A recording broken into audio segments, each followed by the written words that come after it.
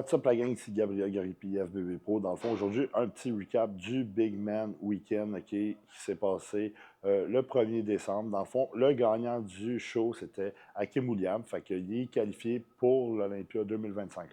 Dans le fond, Hakim, pour moi, c'était sa meilleure shape.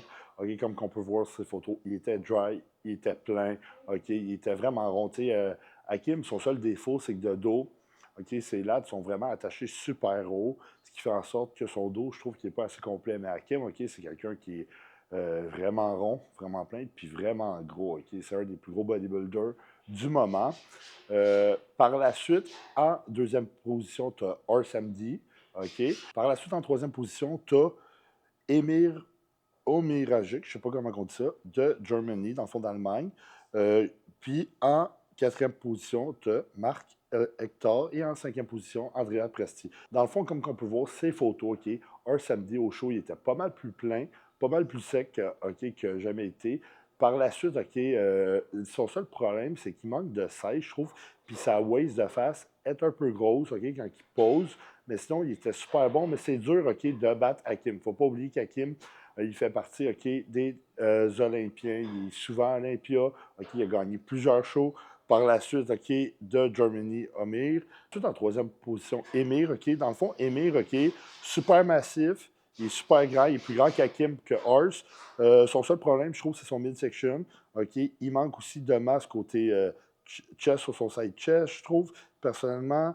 Mais par la suite, super bon bodybuilder. Il manque un peu de densité dans son dos, selon les photos, mais un super bon bodybuilder. Puis en quatrième position, on a Marc Hector, un de ses défauts, je trouve que Marc a des longs bras, il a des longs membres, ce qui fait en sorte qu'il manque de pic de biceps quand il pose de face.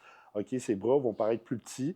Par la suite, sur les photos, on voit qu'il est clairement plus petit que les autres bodybuilders qui étaient à côté de lui.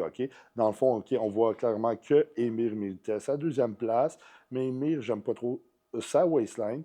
Hakim, honnêtement, c'est une claire victoire. Par la suite, samedi, honnêtement, nettement amélioré. Personnellement, c'est sûr qu'à ce show-là, il n'y avait pas des top Olympia parce que ça aurait pu vraiment changer la donne. Hakim aurait pu finir deuxième, ou il aurait pu encore gagner. Comme en deuxième position, il aurait pu avoir un Olympien.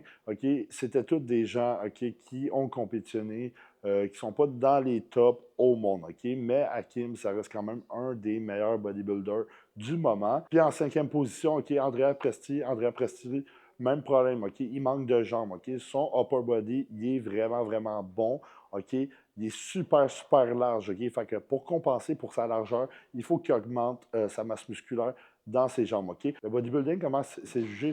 C'est sur la symétrie, la muscularité, Hakim, il y a ça, puis il y a la symétrie. Sur aussi la condition, Hakim, il a souvent de la difficulté à arriver en condition. Il arrive toujours meilleur en finale, surtout sur des shows sur 2 jours, mais là, il était vraiment on point à ce show-là. Puis bien sûr, c'est sûr que le posing, ça compte énormément, Hakim, il posait super bien. Pour vrai, moi, je suis un grand fan de la shape d'Hakim. Puis à ce que j'ai entendu dire, Hakim diète extrêmement dur quand il doit aller en préparation de compétition. Il doit vraiment diéter en bas de 2000 calories des fois. Puis c'est de quoi qui est vraiment remarquable parce que le gars pèse quand même 300 livres. Fait que si tu as aimé ce petit recap-là, tu as juste à liker. Écris en commentaire ce que tu aimerais découvrir dans une prochaine vidéo. N'oublie pas de t'abonner puis active les notifications. On se revoit à la prochaine. Take care.